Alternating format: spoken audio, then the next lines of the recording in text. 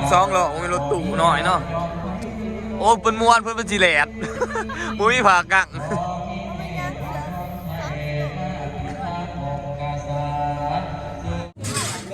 ไทยสบายดีเนาะดี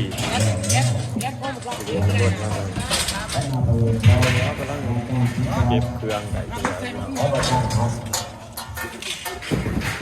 ห่างไก่เสียนี่เนาะแล้วจะไปงานต่อพี่น้องขามร้อนไปวันร้อนเด็กไฟเมืองโค้งเกียมออกจากซับวัดที่หอเนาะลอยไปโกกิโลนี่จะขามไปอีก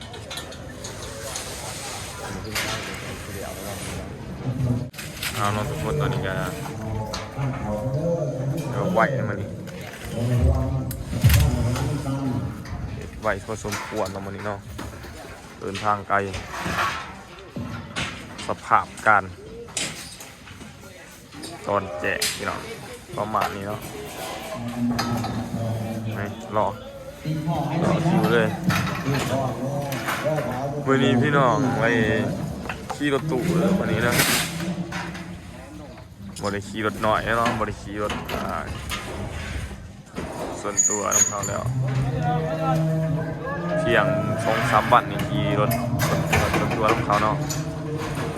มื่อนี้ขี่รถตู้ตากแดดพี่น้องตากแดดรถแกตู้เนาะทีมงานแทงคำเฮาไก่ปันไดกันนำหอดเนาะไปหอดจอดถึงไอ้เสือที่เดือดใจระบาดเริ่มจากว่าไปเป็นเดือนเลยพี่น้องเลยผมก็บ่มีเวลาเลยครับที่ได้พักเป็นวันที่18ซึ่งเป็นวันที่รับเนาะการกันยาวเลยเนาะตอนนี้งานก็ไปนอกทางเครื่องห้องเก็บเครื่องเก็บของเนาะแอบดูเนาะเป๋าหลอกกระเป๋าลายนี่เมียนโมลับนะพี่น้องเลยขั้นมาถือกระเป๋าหลอกกระเป๋าลายนี่เมียนอันนี้ด้วยเนาะสายโมลับสายนักชีปิน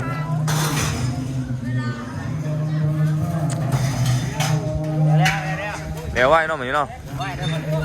แต่กไก่ได้เนาะวันบ่อยตัวตึงเนาะเดี๋ยวไหวมันนี่มันอยู่ไกลแน่พี่น้องเลยเปล่าเฮ็ดเปล่าไปหอดจอดถึงยังขามบักขามร้อนอยู่เนาะตอนนี้เขาอยู่ที่บ้านแฮปากเซ่แล้วทุกคนเด้อแฮปากเซ่เนาะร่างสิไปกินข้าวพักผ่อนกินข้าวกันก่อนแต่จังคอยมาเก็บใหม่เนาะทุกคนนางฟ้าองค์หนึ่งอาบน้ำอยู่มั้ยนี่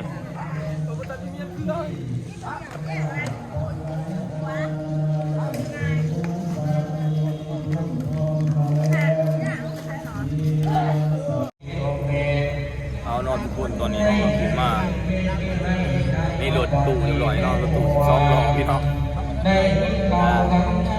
บางบอนก็เลดบางบอนก็เอาผ่าคุกพี่น้องบางบอนก็เลดแห้งแล้วที่เดินทางเส้นทางนี้ประมาณความยาวไกลประมาณ100 ปลายผมที่ดูเนาะ200เนาะแต่นี่ลงไปใต้เนาะลงไปร้อนคูแต่ก็ลงเซรอนเล็กไฟเนาะพี่น้องอะไรขี่รถหน่อยประมาณ3-4 มื้อแต่มันขี่รถใหญ่อยู่พี่น้องการแน่ที่เลยทุกคนเนาะคนก็นอนเปย์เนาะทุกคนสำหรับเราเองก็นอนเปย์กันเนาะเพราะว่าบรรยากาศดีคนแหลกได้ทุกคนนอนไรแต่ว่าแหลกเนาะสวัสดีจ้าไปต่อเมืองโค้งแล้วจ้าสวัสดีจ้ามีเครื่องเมียเจอด้วยพี่น้องเด้อ เมื่ออื่นก็อยู่เมืองมนรับประโมกอีกมืออื่นบ่มืออื่นมือฮือไปอยู่ใส่มือฮือขึ้นมาทางปากเลยคันเกิง ขึ้นมาแต่กันเกิงวะโอ้สลาดเนาะ บริภาคง่ายดอกงานเขาเลยอยู่ผมนี่กับวัดติดตามกับบริษัท ผมจนไม่มีเวลาตัดผมเนาะ ว่าหนาบ่ภาพพักหน้าก็เลยบ่มีเวลา พักกับพักว่าสินลับอยู่วะ วันที่รับกับบริภาคคอยหา เป็นจะไร ค่าแรง โอ้ยเนาะมันสินลับกับพักค่าเรียนผู้นี้แห้งคักพี่น้องเอ้ยจนไม่มีเวลาตัดผมนี่โอ้ยบรรยากาศครับทุกคนบรรยากาศอยู่เทิงรถตู้12แล้วโอ้ยรถตู้น้อยเนาะโอ้เพิ่นม่วนเพิ่นเป็นสิแหลด บ่มีผากัง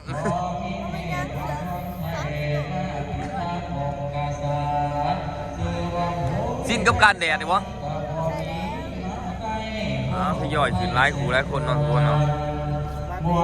วันนี้เราบอกโค้งเด้อมื้อนี้เด้อรอดรถไฟเด้อ รอนเล็กไฟเนาะนี่คือการไปการมาของหมอหลอกหมอลำนะทุกคนเนาะการไปการมาของหมอหลอกหมอลำจะลำบากกับการเดินทางเนี่ยเราต้องพี่น้องเนาะการเดินทางการขึ้นการลงรถนะเนาะโอ้ยเป็นโปเป็นโปเฮ็ดยังไงไม่ยังโอ้ยการไปกันมากอะที่ว่าแลดเนาะสิอยู่กันเป็นสันเนาะพี่น้องรถคันเดียวไปเบิร์ดคันเดียวด้วยไปเบิร์ดคันเดียว ไปรอรถไฟเด้อจ้า บรรทุกแบบเบิร์ดเลยอยู่ร้านลุมกับนอนเนาะคันอูขาดกกับเมนถือว่าเจ็บนักเนาะ หลายเดือนแล้ว ห้องอูเลยอยู่นี่เป็นผู้ห้องอู ขั้นหมอนั่นขาดแห่งอันตรายเด้อหมอนั่นขาดลูกแห่งอันตรายแห่งคำพี่หน่อยลอยลูกคุณเอาทุกคนวันนี้ก็นอนตากแดดเนาะตากแดด ว่าป่าจักป่าเป็นเส้นจักวัดไหน พาคุ้มไปเสร็จจัก มันได้เอาดอกบัวมาดอกบัวบานหับเหว ระบาดก็นอนอยู่หัวมันที่นอนอยู่ดุมมันบริแอดอะไร ปีกาเจ้าได้เมื่อคำ ถ้ามันเป็นบุญๆอย่างนี้เนาะดุมเนาะ พรพามาตามมาทันในการาภา คลิปนี้ก็ฝากน้องสามีเนาะคือว่าการเดินทางนี้ลำบากหลายเติมเนาะตากแดดทุกคนเลยเสียท้ายว่าสิหอดเนาะเอาอย่าลืมกดติดตามไปเนาะเพื่อพบกันใน EP ต่อไปเนาะเดี๋ยวหอดบ้านหอดผลงานตัวนักเชียร์พี่น้องในบึงเนาะงานวันนี้จะเป็นรอนนะทุกคนเลยมันอยู่ในเกาะในรอนเนาะเป็นรอนนี่เนาะเมื่อวานประมาณ7-8หมู่บ้านนี่เนาะเป็นรอนหอดเดี๋ยวเราวงเชียร์ทุกคนในบึงเนาะว่าหมู่บ้านเป็นตัวไหนเนาะบอกกันในคลิปหน้าทุกคนเลย